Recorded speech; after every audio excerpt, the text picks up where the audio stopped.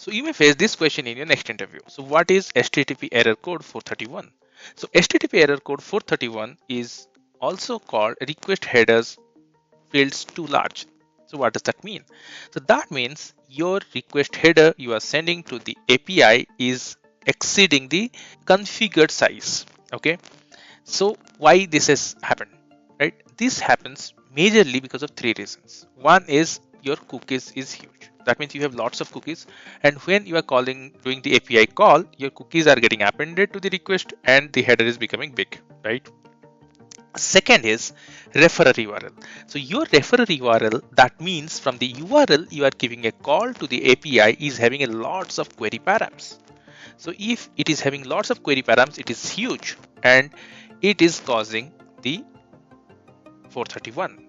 Third is you have lots of JWT tokens, lots of headers itself. You have added lots of custom headers. So all these values are exceeding the total memory. That means the request header is too large, right? So these are the three cases because of which you may get 431. Now what we can do? So first and foremost you need to do is you need to check what is your default allowable header size.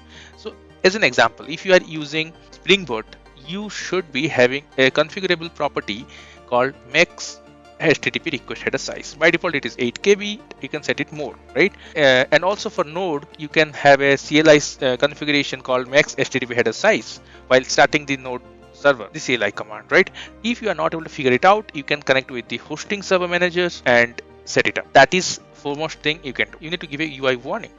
So you can, if you are using Angular, you can catch it with your interceptor or wherever you want. Then you need to give the warning message that user needs to clear the cookies. So if user will clear the cookies, then it will be dissolved. Otherwise, if you are using Express with Node, then you can create a small endpoint where you will clear the excess cookies which are not being utilized.